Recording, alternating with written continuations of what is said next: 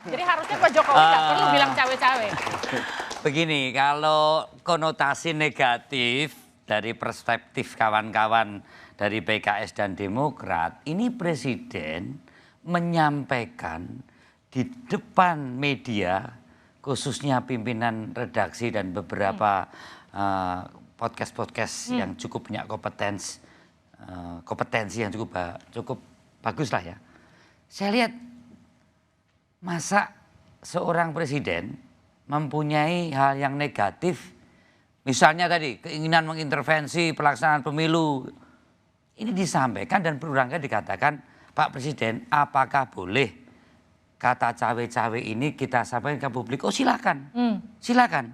Ini jelas sekali bahwa makna cawe-cawe dalam deskripsi yang disampaikan Presiden ini adalah hal yang terkait dalam fungsi dan tugas sesuai dengan koridor konstitusi. Entar dulu. Nah, saya ingin menegaskan di sini bahwa kata cawe-cawe ini pun disampaikan sebagai akibat dari suatu penjelasan sebelumnya yang terkait dengan suatu narasi besar pemerintahan Jokowi dalam kaitan membangun Indonesia dalam fondasi 10 tahun ini untuk dilanjutkan sustain dalam konsepsi untuk kepentingan bangsa dan negara. Kalau hal ini saya ikut cawe-cawe. Ini dalam kaitan sesuatu yang lebih substansial. Untuk sesuatu kewenangan beliau masih dalam deskripsi kewenangan terkait dengan kepentingan bangsa dan negara. Dan ini menurut saya adalah sesuatu yang proporsional. Terkait dengan dia atau presiden dalam kaitan sebagai kepala negara. Tapi yang kemudian dan jadi itu pertanyaan, wajar. Maksudnya kalau sampai presiden nggak mempunyai satu urusan lagi untuk 5 tahun 10 ke depan, ya ini bukan seorang negarawan. Dia harus berpikir Indonesia itu sampai 2045.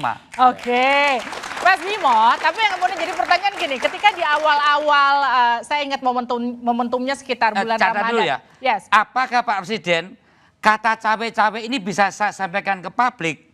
Itu ditanya sampai 3 kali. Tapi dulu Pak Jokowi juga bilang saya tidak cawe-cawe, tapi sekarang Pak Jokowi menyatakan saya cawe-cawe. Konteksnya beda. Nah, konten dan konteks. Konteksnya beda.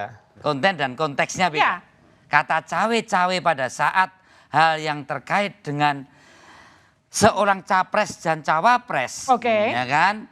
Dia termasuk bagian dari politisi yang ada di lingkaran partai politik, dan dia juga melihat berbagai menterinya keragaman dari partai politik.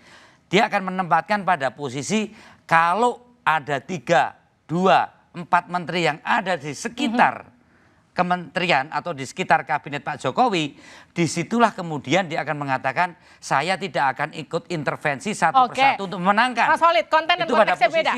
Beda konten dan konteksnya.